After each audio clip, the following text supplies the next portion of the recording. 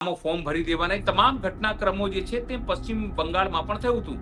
ભાજપને લાગે છે કે તે એનું જે મમતા બેનર્જીનું હજી એ ગઢ છે પશ્ચિમ બંગાળ, એને કઈ રીતે તોડવું. પશ્ચિમ બંગાળનો વિકલ્પ શું? તો શું પશ્ચિમ બંગાળનો વિકલ્પ ત્યાં ભાજપ બની શકે છે?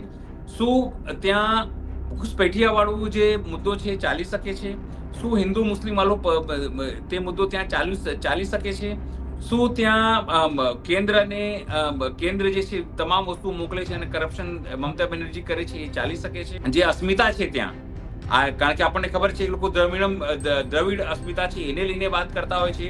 સનાતન ધર્મ જે આપણે હિન્દુત્વની વાત કરતા હોય છે એ થિયરી તે લોકો ત્યાં નકારી કાઢે છે. જ્યાંથી મમતા બેનર્જી લડે છે અત્યારે ભવાનીપુરમાં પોતે 50,000 થી વધુ ગુજરાતીઓ છે જે 4-5 પેઢીથી ત્યાં રહે છે. પીએમ કેર ફંડ ને જે વાત તમે કીધું હું સમજી ગયો. લોકો પીએમ કેર ફંડ માં પૈસા આપે છે. પીએમ કેર ફંડ નું તમે માહિતી માંગી શકતા નથી. સમજો મેં 2 લાખ રૂપિયા આપ્યું, એમ તો આપ્યું નથી, મારી હેસિયત બી નથી પીએમ કેર માં આપણે 5-10 કરોડ આપી શકીએ એવી સ્થિતિ નથી, પણ આપીએ. પણ મારે સવાલ પૂછવું હોય પીએમ કેર ફંડ માં, મેં તમને 5 કરોડ મારા ફંડ માંથી આપ્યું છે તો તમે એનો શું ઉપયોગ કરશો? તો સરકાર કહેશે કે ભાઈ આ તો પ્રાઇવેટ ફંડ છે, આ તો એનજીઓ છે, મેં તમને જો માહિતી નહીં આપીએ. તો ભાજપમાં વંડી ઠેકીને જઈ શકે છે, કારણ કે વચ્ચે જે શશી થરૂર છે તે પીએમ મોદીના ખૂબ વખાણ કરવા લાગ્યા હતા જ્યારે ઓપરેશન સિંદૂર થયું અને એના પછી અલગ અલગ દેશોમાં જવાનું થયું ડેલિગેશન તરીકે. ત્યારે એ સમય દરમિયાન શશી થરૂર ના લાગ્યા કે તેમના બાગી સૂર છે.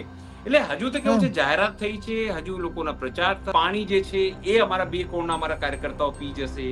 ટોયલેટ જે છે એમાં 5 કરોડ ખર્ચાશે. જે રસ્તા જ્યાં નહોતા અને એક દિવસ માટે જે લાઇટ વપરાવાની છે 50 લાખ રૂપિયાની લાઇટ અમારા કાર્યક્રમમાં વપરાઈ જશે.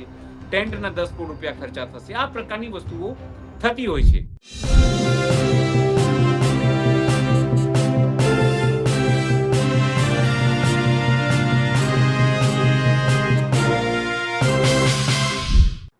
નમસ્કાર દર્શક મિત્રો, હું છું આપની સાથે લખન ગઢવી અને આજે ગુજરાત પ્લસમાં આપનું સ્વાગત છે.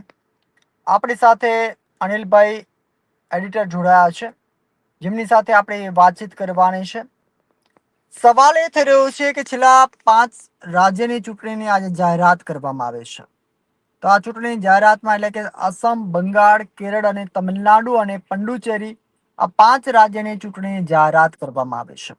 એની માટે આપણી સાથે અનિલભાઈ જોડાયા છે. અનિલભાઈ જોડે આપણે વાતચીત કરીશું. અનિલભાઈ, કે જ્યારે ચૂંટણી આવે ત્યારે જ બધાને સમાજ યાદ આવતી હોય છે.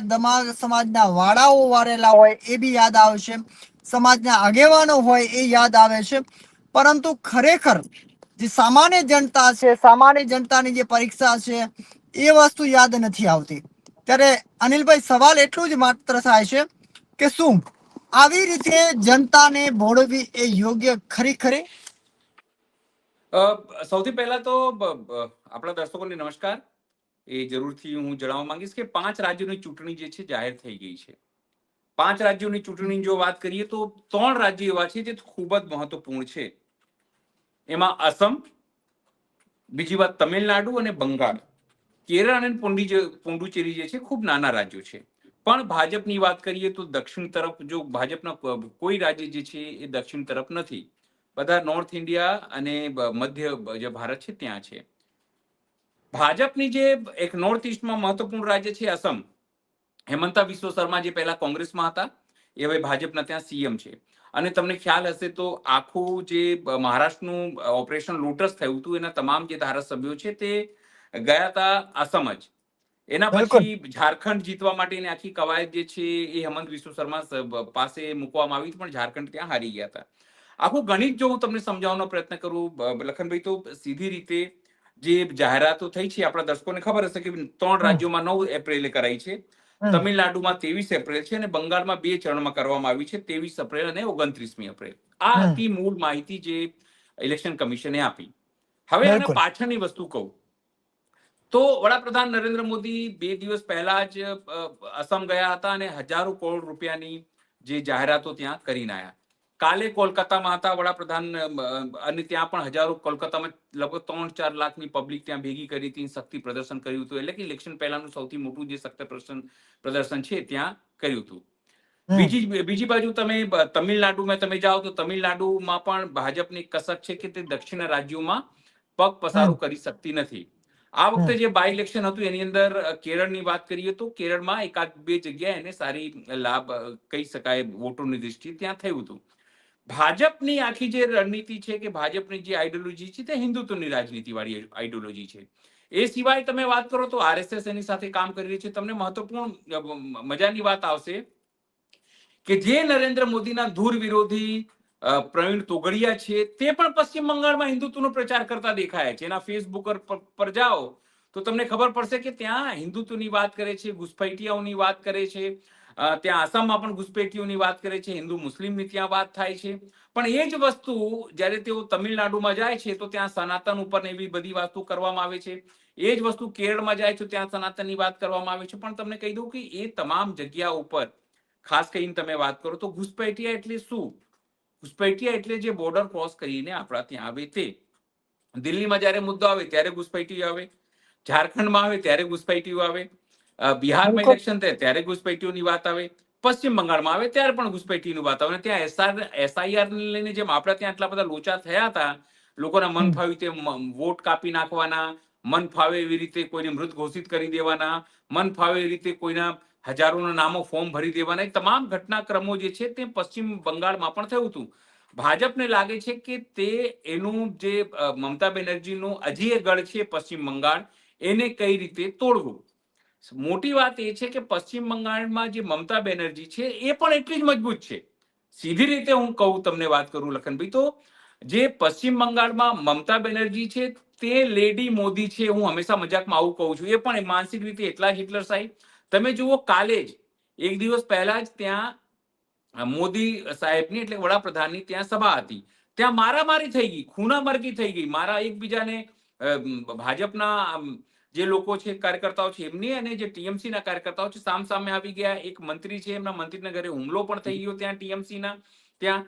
એટલે સ્થિતિ એવી છે ત્યાં આખી સ્થિતિ. અત્યારે ઇલેક્શન કમિશન અંડરમાં બધું જતું રહ્યું. જ્ઞાનેશ કુમાર છે, જે તમામ ઇન્ડિયા બ્લોક છે કે પછી મમતા બેનર્જી છે, એ સ્પષ્ટપણે એ વાત માને છે કે જ્ઞાનેશ કુમાર અને આરોપ પણ લગાવે છે કે તે ભાજપની બી ટીમ છે. એ લોકો ભલે ભાજપમાં સામેલ નથી પણ ભાજપ કઈ રીતે જીતે એના માટેની વ્યવસ્થાઓ કરતી હોય છે. એક અહીંયા પેચ એ છે કે આખું એસઆઈઆર થઈ ગયું. તમને ખ્યાલ હશે તો આ તમામ ઘટનાક્રમ બિહારમાં પણ થયું. બિહારમાં કેવા પ્રકારનો રિઝલ્ટ આવે આપને ખબર છે. જે વસ્તુ જમીન ઉપર નહોતી દેખાતી એવા પ્રકારના રિઝલ્ટો આવ્યા છે. ઝારખંડની વાત કરીએ તો ઝારખંડમાં હેમંત સોરેન રિપીટ થયા હતા. એટલા માટે કારણ કે ઓલરેડી ઝારખંડમાં હેમંત સોરેનની સરકાર હતી, એમના જે લોકો છે એ સરકારમાં હતા. જો આપણે પશ્ચિમ બંગાળની વાત કરીએ તો અહીંયા સરકાર જે છે તે છેલ્લા લગભગ 2 ટર્મથી કે 3 ટર્મથી તમે જુઓ તો પશ્ચિમ બંગાળમાં એ મમતા બેનર્જી ચલાવી રહ્યા છે. આની પહેલા કોંગ્રેસ પહેલા લગભગ 30-35 વર્ષ લેફ્ટ પછી હવે મમતા બેનર્જી. આ આખો ઇતિહાસ રહ્યો છે પશ્ચિમ બંગાળનો. હવે પશ્ચિમ બંગાળનો વિકલ્પ શું? તો શું પશ્ચિમ બંગાળનો વિકલ્પ ત્યાં ભાજપ બની શકે છે? શું ત્યાં ઘુસપૈઠિયા વાળું જે મુદ્દો છે ચાલી શકે છે? શું હિન્દુ મુસ્લિમ વાળો તે મુદ્દો ત્યાં ચાલી શકે છે? શું ત્યાં કેન્દ્ર જે છે તમામ વસ્તુ મોકલે છે અને કરપ્શન મમતા બેનર્જી કરે છે એ ચાલી શકે છે? તો હું વ્યક્તિગત માનું છું એ જવાબ છે ના. એટલા માટે કારણ કે જયારે એસઆઈઆર નો મુદ્દો થયો તો એસઆઈઆર ના મુદ્દાની અંદર સ્વયં મમતા બેનર્જી કાળો કોટ પહેરીને સુપ્રીમ કોર્ટમાં ગયા કે જો અમારા લોકોનું વોટ કેવી રીતે કાપવામાં આવી રહ્યા છે. 60 લાખ વોટ કેવી રીતે કાપી નાખવામાં ત્યાં આવ્યા છે, જેમાં લોકો જીવતા હતા, જેમાં લોકો અનિલભાઈ, આમાં એક વસ્તુ તમને રોકીશ કે જ્યારે આ જ વસ્તુ જ્યારે બીજેપીના જે કહેવાય કે વોટ બેંક હતી, એ વોટ બેંક સમયે જ્યારે 16,000 થી વધારે, મારા ખ્યાલથી 16,000 થી વધારે જે કેન્ડિડેટ હતા, જે વોટ બેંકમાં મતદાનના અધિકારી હતા, એ લોકોની જ્યારે બાકાત કરવામાં આવી ત્યારે પણ આવા જ પ્રશ્નો થયા છે. પરંતુ ઉપરથી એ લેવલમાં આવ્યું કે એ વસ્તુ તો કઈ છે જ નહીં. આખી ઘટના એ જ તમને હું કહું કે તમે જો ઇલેક્શન કમિશનની ભૂમિકા તમે જોશો તો તમને ઇલેક્શન કમિશનની ભૂમિકા શંકાસ્પદ લાગશે. છેલ્લા કેટલા સમયથી જ્ઞાનેશ કુમાર ઉપર આરોપ લાગે છે, રાહુલ ગાંધી જે આરોપ લગાવે છે, સ્વયં જે રીતે આમ આદમી પાર્ટી દિલ્હી હારી એના માટે કેજરીવાલથી લઈને મનીષ સિસોદિયાથી લઈને સંજય સિંહથી લઈને તમામ લોકો આરોપ લગાવતા રહ્યા છે કે આ ઇલેક્શન કમિશન જે રીતે જે વોટો કાપતી રહી છે અથવા તો જે બોગસ વોટો જોડાતા રહ્યા છે, ભાજપ એની અંદર માસ્ટર માઇન્ડ છે, આ તમામ વસ્તુઓ કરી રહી છે, પણ ઇલેક્શન કમિશન તમામ વસ્તુઓ જીતાડવા માટે તમામ વસ્તુઓ કરે છે.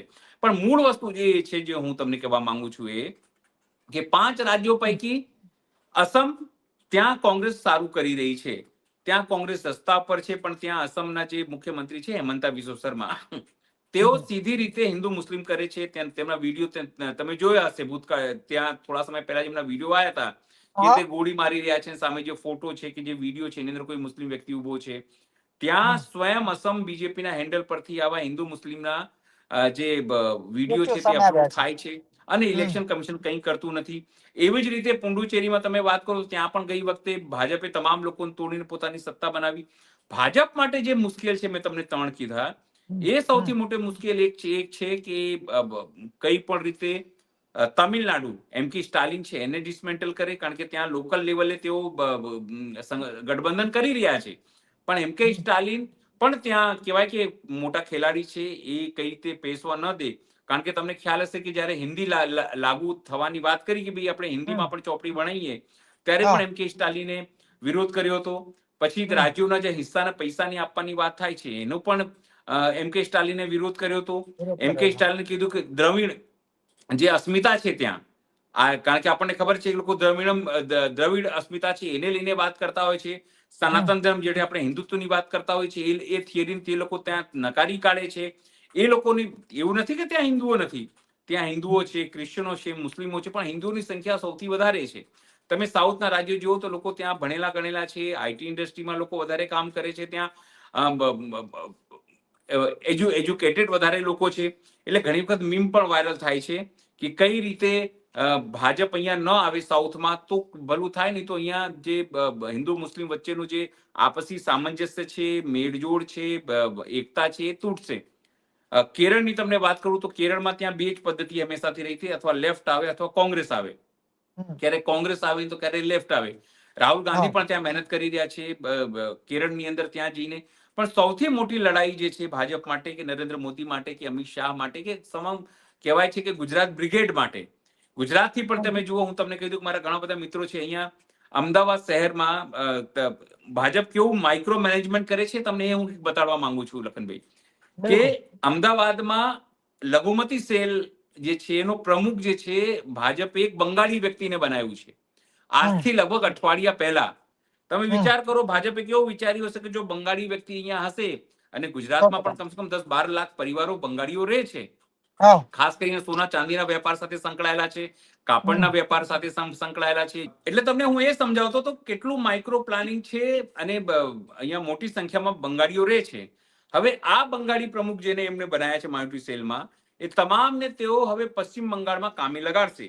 એ સિવાય ગુજરાતમાંથી મોટા નેતાઓ તમને કહી દઉં, પ્રદેશ જે અધ્યક્ષ છે અહીંયા જગદીશભાઈ પંચાલ, એ પણ તમે જુઓ એમને કોઈ નાવા નીચોવાનો સંબંધ નથી, કોઈ એમનો ધંધો પણ નહીં હોય પશ્ચિમ બંગાળમાં, કોઈ ભાઈ પણ નહીં હોય ત્યાં રહેતો, એમનો કોઈ સંબંધી પણ રહેતો નહીં હોય, પણ તેઓ છેલ્લા 1 મહિનાથી મમતા બેનર્જી અને બંગાળ વિશે નિવેદનો આપતા હતા. એ સિવાય ગુજરાતના મંત્રીઓ, ત્યાં હું તમને કહી દઉં પશ્ચિમ બંગાળ જે છે પ્રોપર, જે જ્યાંથી મમતા બેનર્જી લડે છે અત્યારે, ભવાનીપુરમાં પોતે 50,000 થી વધુ ગુજરાતીઓ છે, જે 4-4, 5-5 પેઢીથી ત્યાં રહે છે લખનભાઈ. અને અહીંયાથી ગુજરાતીઓ એવું નથી, જયારે પરેશ મેં 2016માં તમને કહી દઉં કે પશ્ચિમ બંગાળનું ઇલેક્શન કવર કર્યું છે, હું 1-1.5 મહિનો ત્યાં રહ્યો હતો લખન. અને આખી મુશ્કેલી એ છે કે ત્યાં જે ગુજરાતીઓ છે તે બંગાળી ગુજરાતીઓ છે, તમે સમજો. અહીંયાથી લોકોને મનમાં મોદી પ્રત્યે કે અમિત શાહ પ્રત્યે પ્રેમ હોઈ શકે છે, હું તમને એક વાત કહી દઉં, પણ એમને ખબર છે કે ત્યાં શાંતિ રહેશે કે મમતા બેનર્જી ત્યાં રહેશે તો એ વધુ સારું છે, અથવા તો જો તંત્ર પલટાય તો પણ એમને પોતાના આર્થિક હિતોથી મતલબ છે. ત્યાં ઘણા બધા લોકો, તમને કહું દિનેશ ત્રિવેદી એક નામ હતા જે મમતા બેનર્જી સરકારમાં મંત્રી હતા, પોતે કચ્છના ગુજરાતી હતા, ત્યાં વર્ષોથી સ્થાયી થયા છે. મારા ઘણા બધા મિત્રો ટીએમસીમાં ગુજરાતી લોકો છે જે 4-4 પેઢીથી થઈ રહ્યા છે. તમને એક વાત બી કહી દઉં કે સ્વર્ગીય વિજય રૂપાણી જે ગુજરી ગયા, એમના ભાઈ પોતે પણ ત્યાં રહેતા હતા, એમનો પરિવાર, એમનો ભાઈના પરિવાર જે છે તે કોલકાતામાં પોતે રહે છે. અને જ્યારે હું ત્યાં ગયો હતો ત્યારે નીતિન પટેલ નામના એક વ્યક્તિ ત્યાં કોલકાતા શહેરમાં પ્રમુખ હતા. એટલે એવું નથી. એટલે અહીંયાથી મોટા પાયે ગુજરાત. એવી જ રીતે તમને કહી દઉં કે જ્યારે હું ગયો હતો ત્યારે પરેશ ધાનાણી, શક્તિસિંહ ગોહિલ, આ તમામ જે લોકો છે એ ઓલરેડી ત્યાં પ્રચાર, ઇવન ભરતસિંહ સોલંકી, એ લોકો ત્યાં ગુજરાતી જે આખું બેલ્ટ છે ત્યાં પ્રચારમાં જતા હતા. એટલે અને ભાઈ ગુજરાતી લોકો સવાલ મારો વચ્ચે એટલા માટે ડોકીશ કે સવાલમાં એક એ હતું કે સવાલ એવું પણ થયું હતું કે જ્યારે નેક્સ્ટ ચૂંટણી હતી ત્યારે મમતા બેનર્જીએ યુપીમાં ગયા હતા અને યુપીમાં જઈને અખિલેશ યાદવ જોડે એક સભા સંબોધી હતી અને એ સભામાં એમને કહ્યું હતું કે મારું જે નોનવેજ નું જે છે બરોબર એ આપણે એસ્ટિમેટ કરી રહ્યા છીએ એમ બરોબર. તો એના કારણે ક્યાંક ને ક્યાંક એની મત ડાયવર્ટ થયું હોય કે એવું કઈ તમને લાગી રહ્યું છે? જો તમને કહી દઉં, પશ્ચિમ બંગાળની વાત કરીએ તો વેજ અને નોનવેજ નો સવાલ ત્યાં નથી. હું તમને મારો અનુભવ કહું. જે જગ્યાએ હું રોકાયો હતો, હું લક્ષ્મીનારાયણ મંદિરમાં ત્યાં રોકાયો હતો, પણ અમારો ડ્રાઈવર છે પ્રોપર બંગાળી હતો. એને મને એવું કીધું કે સાહેબ આજે અમારે ઘરે તમે જમવા આવશો? એટલે મેં કીધું કે કેમ, શું થયું? કે આજે અમારે બહુ ભાતનું મારે ત્યાં કાર્યક્રમ છે. એટલે મેં કીધું બહુ ભાત એટલે શું? કે અમારે ત્યાં પહેલી વખત બહુ આવે, અમારા નાના ભાઈની આવી છે, એટલે અમે લોકો અમારા જે લાગતા ઓળખતા લોકો હોય ને ત્યાં અમારા મિત્રોને જમાડતા હોઈએ છીએ. મેં કીધું કોઈ વાંધો નહીં, આવીશું, તારી લાગણી છે તો. એટલે અમે લોકો ત્યાં ગયા. જે દાલ હતું ને, જે દાલ આપણે અહીંયા ખાઈએ, તુવરની દાલ, એની અંદર પણ એમને માછલી નાખીને આપેલું મને. તમે સમજો, ત્યાં માતાજી ને માછલી મરઘાઓ આ ચડાવે છે, ચડાવવામાં આવે છે. ત્યાં કાલકાજી છે. ત્યાં આજે પણ ભલે સુપ્રીમ કોર્ટ કે ભાઈ તમે જીવતા પશુઓની બલિ ના આપો, આજે બી તમે અસમ જતા રહો કામાખ્યા, તો ત્યાં જીવતા પશુઓની બલિ અપાય છે. પશ્ચિમ બંગાળમાં પણ કાલકાજી છે કે અલગ અલગ જે શક્તિપીઠો છે, એ તમામ જગ્યાએ જે જીવતા પશુઓની બલિ અપાય છે. એટલે વેજ અને નોનવેજ નો સવાલ ત્યાં એટલા માટે નથી કારણ કે ત્યાંના બંગાળીઓ, જે બ્રાહ્મણ બંગાળીઓ છે, એ પોતે નોનવેજ નું સેવન કરે છે. તમે સમજો. અને તમે જે રીતે વાત કરી કે અખિલેશ યાદવ, હવે હું તમને ગઠબંધન ની વાત કરું. આમ સીધી રીતે મમતા બેનર્જી જે છે તે ઇન્ડિયા બ્લોકના હિસ્સા ખરા, પણ જયારે પશ્ચિમ બંગાળની વાત તમને આવશે, તમને કહું તો ત્યાં કોંગ્રેસ સાથે ઇલેક્શન નહીં લડે. એટલે મેં વાત કરી હતી કે અખિલેશ યાદવ જોડે જયારે મમતા બેનર્જીની મુલાકાત થઈ હતી ઉત્તરાખંડમાં, ત્યારે એમને એક સભા સંબોધી હતી અને સભા સંબોધન સમયે એમને કહ્યું હતું કે મારું અહીંથી ટ્રાન્સપોર્ટેશન જે ત્યાં થશે, એટલે નોનવેજ ને લઈને, તો એના માટેનો જે વિરોધી હતો ને એના વંટોળ તમને યાદ હશે. પણ ખરેખર એ વધુ મને એક સવાલ એટલું થાય છે પત્રકાર તરીકે કે વારંવાર આવી પરિસ્થિતિ હોવા છતાં બરોબર દિવસે ના દિવસે આપણા રાજ્યો છે, તમામ રાજ્યો છે, એક નહીં ગુજરાત નહીં, તમામ રાજ્યો છે એ આપણે બોજાની નીચે જઈ રહ્યા છે.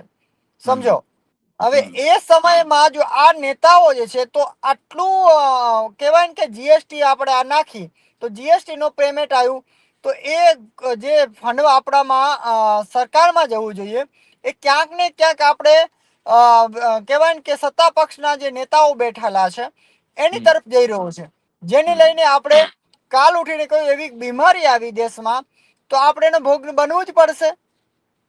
એ સ્વાભાવિક બની ગયું છે. બિલકુલ. તમે જુઓ, પીએમ કેર ફંડ ની વાત કરીએ. પીએમ કેર ફંડ ને જે વાત તમે કીધું, હું સમજી ગયો. લોકો પીએમ કેર ફંડમાં પૈસા આપે છે.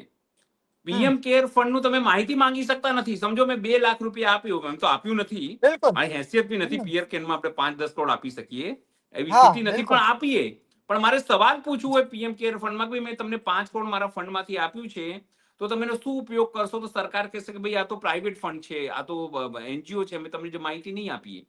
એવી જ રીતે તમે જુઓ, અત્યારે સત્તા પક્ષમાં ભાજપ છે છેલ્લા લગભગ 10, 11, પોણા 12 વર્ષથી સૌથી અમીર પાર્ટી છે. જ્યારે 10,000 કરોડ એને મળ્યા હોય તો માંડ 500-700 કરોડ રૂપિયા વિપક્ષના તમામ લોકોને મળતા હોય છે. સવાલ અહીં એ છે, જે તમે મુદ્દો ઉપાડ્યો, એ કે આટલા બધા પૈસા અત્યારે કેવું છે કે આખી ધનબલ અને ગનબલ, એટલે તમારી પાસે બાહુબલી લોકો હોય એક અને બીજો પૈસા વહેંચવા માટે, અને ત્રીજું થવા ઇલેક્શન કમિશન પણ સરકાર સાથે છે. આ તમામ વસ્તુ રહીને ભાજપ આખું અત્યારે ઇલેક્શન મશીન બની ગઈ છે પહેલાથી. એને એવું છે કે કોઈ પણ ઇલેક્શન અમારે હારવાનું થતું નથી. નથી. એ દિલ્હીનું ઇલેક્શન હોય, મહાનગરપાલિકાનું ઇલેક્શન હોય, પંચાયતનું ઇલેક્શન હોય, તાલુકા પંચાયતનું ઇલેક્શન હોય, જિલ્લા પંચાયતનું ઇલેક્શન હોય, ગ્રામ પંચાયતનું ઇલેક્શન હોય, હુક બાય કુક આપણે હારવાનું થતું નથી. ને એટલા માટે બીજેપી પોતાની રણનીતિ એવી રીતે બનાવે છે, બીજેપી પોતાના પાસા એવી રીતે ફેંકે છે.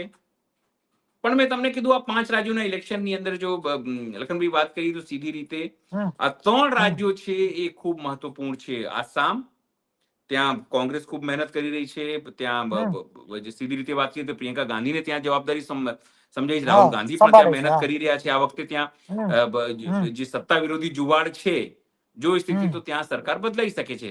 એ સિવાય જો તમને વાત કરું પશ્ચિમ બંગાળની, તો પશ્ચિમ બંગાળમાં જે રીતે મમતાએ સ્ટેટ વર્સેસ કેન્દ્રની લડાઈ સાબિત કરી દીધું છે, અને જે રીતે ઈડી સીબીઆઈ ત્યાં રેડ પડીને જે રીતે આગળ વધીને તેમને એસઆઈઆર નો વિરોધ કર્યો, ધારણા કર્યો, તમામ વસ્તુ કરી છે, એનાથી પોતાના લોકોમાં તેમની ઇમેજ બિલ્ડઅપ થઈ છે કે આ બંગાળી અસ્મિતા, બંગાળની અસ્મિતાની વાત લઈને તેઓ આગળ વધી રહ્યા છે. એવી જ રીતે હું તમને વાત કરું કે તમિલનાડુની વાત કરીએ તો તમે જો તમિલનાડુમાં પણ દ્રવિડ વર્સિસ નોર્થ ઇન્ડિયનની વાત ત્યાં છે કે નોર્થ ઇન્ડિયન અમારે ત્યાં આવે છે, અમારી કલ્ચર, અમારી સંસ્કૃતિ બદનામ કરે છે, બગાડે છે, અને એટલા માટે તેઓ ત્યાં ઇંગ્લિશ ચાલશે પણ તમે હિન્દીમાં બોલશો તો નહીં ચાલે. સરકારે ત્યાં હિન્દી થોપવાનો, રાષ્ટ્રભાષાની જેમ હિન્દી થોપવાનો પ્રયત્ન કર્યો, જેનો બહુ જોરદાર વિરોધ થયો અને પછી સરકારને પોતાના પગલા પાછા લઈ લેવા પડ્યા હતા કેન્દ્ર સરકારને. એવી જ રીતે તમને વાત કરું તો કેરળની વાત કરી તો કેરળમાં પણ આ વખતે ત્યાં જો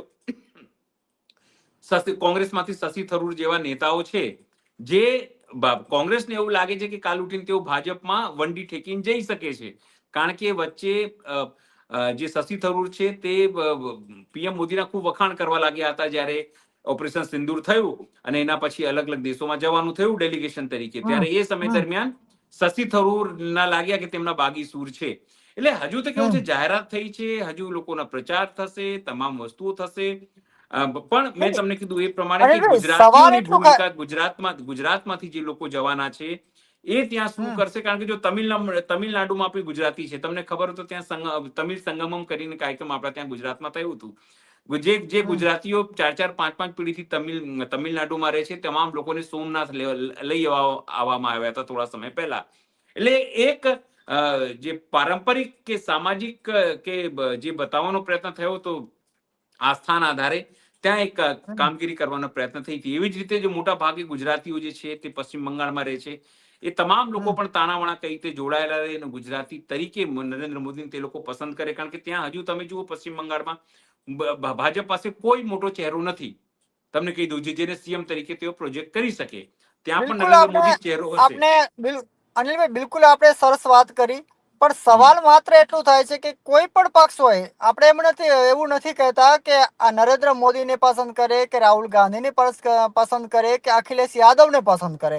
એ જનતાનું મંદાજ છે કે જેને કોને પસંદ કરવું. પણ સવાલ માત્ર એટલું થઈ રહ્યું છે કે જે લોકો અત્યારે ગરીબીની નીચે જઈ રહ્યા છે, એની સવાલ એટલા માટે કહી કે દિવસે ને દિવસે જે બાળક જન્મ રહ્યું છે તેના ઉપર બોજ વધી રહ્યું છે.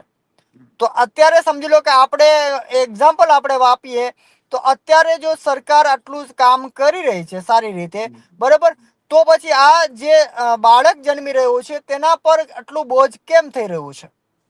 તમને કહી દઉં કે કોઈ બી સરકાર હોય અથવા સરકાર કોને કહેવાય, જે પોલિટિકલ પાર્ટીઓને સૌથી વધારે સીટો મળે એ પોતાની સરકાર બનાવે છે. સરકારમાં આવ્યા પછી તમામની પ્રાથમિકતા એવી રીતે જ હોય છે, અથવા એ સત્તામાં કન્ટિન્યુ રહે અથવા તો બન્યા રહે અથવા તો એમના લોકો સૌથી વધારે જીતે, કુક બાય કુક. એમની એવું કોઈ ચિંતા નથી હોતી. જો આવી ચિંતા હો તો હું તમને ઉદાહરણ આપું તો હજુ યુદ્ધ થાય અને 60 રૂપિયા તમારા સિલિન્ડર ઉપર વધી જાય. કુલ મળીને વાત એ જ છે, મેં તમને કીધું એ પ્રમાણે, કે સરકારોને કોઈને ચિંતા નથી હોતી કે લોકોનું જીવન યાપન કેવી રીતે સુધરે, એમનું જીવન સ્તર કેવી રીતે સુધરે, એમનું આર્થિક અને સામાજિક બદલાવ કેવી રીતે થાય, ઉત્થાન કેવી રીતે થાય, એમને એટલું જ પડી હોય છે. અત્યારની સ્થિતિ તમને હું વાત કરું તો અમારી સરકારો કેવી રીતે રહે, અમારા લોકોને કોન્ટ્રાક્ટ કેવી રીતે સૌથી વધારે મળે, અમારા લોકો જે છે એ સદ્ધર કેવી રીતે થાય, અને જ્યારે એમને સૂચના આપીએ કે ભીડ લઈને આવો તો એ લોકો ટ્રકો, બસો, ભોજનની વ્યવસ્થા, ટેન્ટની વ્યવસ્થા, તમામ વ્યવસ્થા કરે. બસ પોલિટિકલ પાર્ટીની અત્યારે કોઈ પણ પોલિટિકલ પાર્ટી હોય, હું તમને અરે કોઈ ભાજપ અનિલભાઈ કોંગ્રેસની આજે વાત વચ્ચે નથી રોકવા કરતો. માંગીશ વચ્ચે રોકવા માંગીશ. આ તો હું તમને એટલા માટે કહું છું, આપણે કોઈ પોલિટિકલી પાર્ટી જોડે એવું નથી કે આની જોડે આપણે વિરોધ કરી રહ્યા છીએ, પણ સવાલ માત્ર પત્રકારત્વ તરીકે એટલું થઈ રહ્યું છે કે જ્યારે ઇવેન્ટો કોઈ પણ પાર્ટીની હોય છે, એમાં ખાસ કરીને સત્તા પક્ષની જ્યારે પાર્ટીની ઇવેન્ટ હોય છે, ત્યારે એ ઇવેન્ટમાં બધી જ જે એમટીએસ બસ હોય, બીઆરટીએસ બસ હોય, તમામ રૂટ પર લગાવી દેવામાં આવ્યો છે. મેં ઘણા એવા કવરેજો કરેલા છે કે જ્યાં બાળકો, નાના બાળકો હોય, જે સ્કૂલે જવાના હોય, એ બધા જ બાળકો રિક્ષાની રાહ જોઈને બેઠા હોય કે આજે તો બસ આવશે નહીં, આજે સાહેબ અમારે આવવાના છે, સાહેબ અમારે આજે રૂટ છે એટલે સાહેબ માટે. ખરેખર આ યોગ્ય તમારા મતે કેટલું કઈ યોગ્ય કે ભાઈ? જો હું તમને કહું, યોગ્ય બિલકુલ ના કહેવાય લખનભાઈ. સરકારી સત્તાનો દુરુપયોગ કહેવાય આને, લોકશાહીનું ચીરહરણ કહેવાય આને. કારણ કે જે લોકો ખૂબ વિશ્વાસ સાથે તમારા પ્રતિનિધિઓને વોટ આપે છે, એ પછી ગ્રામ પંચાયતમાં સરપંચ હોય, ડેલિગેટ્સ હોય, એ પછી નગરપાલિકાના કાઉન્સિલર હોય, મહાનગરપાલિકાના કાઉન્સિલરો હોય, સાંસદો હોય, ધારાસભ્યો હોય, અને એનો એક ચહેરો છે જે સીએમ તરીકે હોય કે પીએમ તરીકે, એના ચહેરાને એક વિશ્વાસ સાથે વોટ આપે છે કે આમને હું વોટ આપું છું તો મારા જીવનમાં સુધાર આવશે. તો સુધાર શું આવે છે? એટલે લોકોને એક અપેક્ષા હોય છે કે અમારી સ્થિતિ સુધરશે, પણ આ પોલિટિશિયનો કે રાજનીતિજ્ઞો એવું કહે છે કે ભાઈ ના, અમારી રેલીઓમાં લોકો વધારે આવવા જોઈએ. તમારા જે પૈસા છે જે તમારા ભાગમાં ખર્ચાવાના હતા, એમાં 2-2 કરોડના અમે સમોસા ખાઈ જઈશું. ટેન્ટ અમારા 5 કરોડના લાગશે. પીવાના પાણી જે છે એ અમારા 2 કરોડના અમારા કાર્યકર્તાઓ પી જશે. ટોયલેટ જે છે એમાં 5 કરોડ ખર્ચાશે. જે રસ્તા જ્યાં નહોતા અને એક દિવસ માટે જે લાઇટ વપરાવાની છે, 50 લાખ રૂપિયાની લાઇટ અમારા કાર્યક્રમમાં વપરાઈ જશે. ટેન્ટના 10 કરોડ રૂપિયા ખર્ચા થશે. આ પ્રકારની વસ્તુઓ થતી હોય છે. એટલે યોગ્ય બિલકુલ ના કહેવાય, પણ આપણે લોકો એના માટે અવેરનેસની જરૂર છે લખનભાઈ, કે આપણા લોકો કેવી રીતે અવેર થાય છે, પોતાની જે જરૂરિયાતો શું છે, એમને કયા મુદ્દાઓને લઈને તેમને વોટ આપવાનું છે, એમને સમજવું પડશે. અને એટલા માટે જ હું માનું છું કે 5 રાજ્યોનો ઇલેક્શન જે છે એ દેશના લોકો માટે પણ ઇમ્પોર્ટન્ટ છે કે તેઓ કેટલા સમજણા થયા છે, કે માત્ર અત્યારે પણ તેઓ એક હિન્દુ મુસ્લિમના એજન્ડા ઉપર છે, કે માત્ર તેઓ આજે ઘુસપેઠિયા જેવા કાલ્પનિક મુદ્દાઓ ઉપર છે, કે માત્ર અનિલભાઈ, તેઓ મને તો કોમી જે ખરેખર મુદ્દાઓ ક્યારેક એના ક્યારેક ઉપર છે, કે વિકાસના મુદ્દા ઉપર છે. આપણે એક જોવા જેવી બાબત છે. બિલકુલ તમારી વાત સાચી છે, પણ મને ક્યારેક એ વાતનો સવાલ થાય છે કે આ 5 રાજ્યની ચૂંટણી છે, અસમ, બંગાળ, કેરળ, તમિલનાડુ અને પુડુચેરી.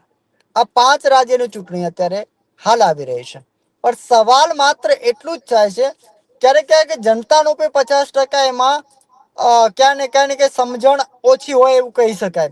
કારણ કે જ્યારે નેતાઓ છે, કોઈ પણ પાર્ટીનું હોય નેતા, કોઈ પણ પાર્ટીનું હોય, એના જે કામ 5 વર્ષની અંદરમાં જે કામ કરેલા હોય છે, એને 5 વર્ષના કામના ક્યાંક ને ક્યાંક જવાબ નથી માંગવામાં આવતા, અને કદાચ માંગવામાં આવતા હશે તો પણ ક્યાંક ને ક્યાંક એને દબાવવામાં આવતા હશે. કે એવા પણ કિસ્સા બનતા હોય છે. ઘણી વખત એવું બી બન્યું છે કે 10,000ની વચ્ચે એક કિસ્સો એવો બી આવ્યો કે મને આવી વસ્તુ ધમકાવવામાં આવી છે, એટલે મારે પક્ષ પલટો કરવો પડશે. આવા બી કિસ્સા આવતા હોય છે.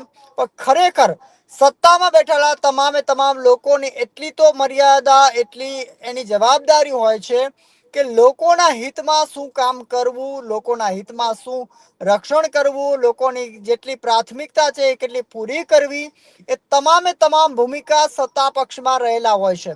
આપણે વારંવાર કહેવાય કે પત્રકાર તરીકે એક આપણે વિપક્ષને જ વારંવાર આપણે નોચતા હોઈએ કે તમે વિપક્ષ બરોબર કામ નથી કરતું, વિપક્ષ વિરોધ નથી કરતો. પણ આ જ સમય એક તમને કહું કે જ્યારે 1982માં જ્યારે કોંગ્રેસની સત્તા હતી અને ભાજપની, એ સમયે એક શ્રીમતી ઈરાની હતી, તો એ બાટલો લઈ અને ઘરે ઘરે ઘૂમતા હતા. તો અત્યારે એ જ એલપીજી ની ગેસની અત્યારે લાઈનો લાગી છે, તો કેમ સ્મૃતિ ઈરાની બોલતા નથી? સવાલ એ બી થઈ રહ્યું છે. પણ એ સવાલ જનતાને કરવાનો છે. આપણે ગમે એટલું આપણું ગળું ફાડીશું, કોઈ કામનું નથી. પણ આ જ સવાલ જો જનતા સમજે ને, તો એ સવાલ થવાનો છે. બિલકુલ આ જનતાની જ વાત છે લખનભાઈ, કે જનતાએ પોતાને કોને વોટ આપવો, કયા મુદ્દે વોટ આપવો, એને શિક્ષણની જરૂર છે કે એને મંદિર મસ્જિદની જરૂર છે, એ જનતાએ નક્કી કરવાનું છે. એને મોંઘા સિલિન્ડરની જરૂર છે, સારા એજ્યુકેશનની જરૂર છે, કે પછી હિન્દુ મુસ્લિમની જરૂર છે, એને જાતિગત ભેદભાવની જરૂર છે કે સારા એજ્યુકેશનની જરૂર છે, જનતાને નક્કી કરવાનું છે. એ આપણે તમે કીધું એ પ્રમાણે આપણે વાત કરી શકીએ. પણ આ ઇલેક્શનમાં મેં તમને કીધું એ પ્રમાણે લિટમસ ટેસ્ટ છે કે પશ્ચિમ બંગાળમાં ભાજપ જીતે છે, આસામમાં જીતે છે, તમિલનાડુમાં કેટલું કરી શકે છે, કેરળમાં કેટલું કરી શકે છે, પોંડિચેરીમાં કેટલું કરી શકે છે, એ આપણને આગામી દિવસોમાં ખબર પડશે કે કયા મુદ્દાઓને લઈને પ્રચાર કેવી રીતે થાય છે. કારણ કે હવે આ પ્રચાર આપણે જોવાનું છે કોનું કેવી રીતે પ્રચાર છે, કયા મુદ્દાઓ જોશે, અને વિકાસના મુદ્દા કેટલા હશે, એમાં ભાવનાત્મક મુદ્દા કેવા હશે, બોગસ મુદ્દાઓ કેટલા હશે, એ આપણે જોવા જેવી બાબત છે કે જનતા કેટલી તરફ દોરાય છે. બિલકુલ અનિલભાઈ, આપ આપણી સાથે જોડાયા તે બદલ આપનો ખૂબ ખૂબ આભાર. આભાર તો આભાર આભાર.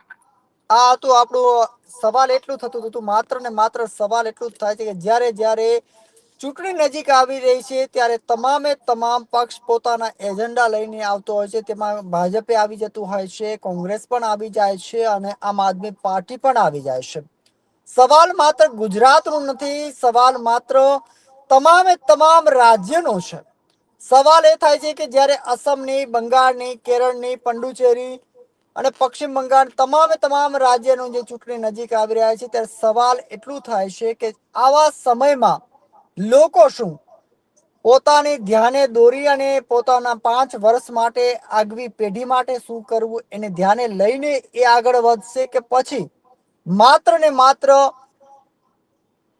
સંબંધ માટે, માત્ર ને માત્ર કાકા ભત્રીજાના સંબંધ માટે, માત્ર ને પોતાના પરિવારના કોઈ સભ્ય ઉભા હોય એના માટે, પોતાના સંતાનોનું જે બલિદાન છે, પોતાના દેશ માટેનું આગળ વધારવાનું જે બલિદાન છે, એ ક્યાંક ને ક્યાંક પાછળ ન રહી જાય એના માટે આપણને આપણું આજે અડધો કલાકનું પ્લાન કર્યું. તે બદલ આપનો ખૂબ ખૂબ આભાર.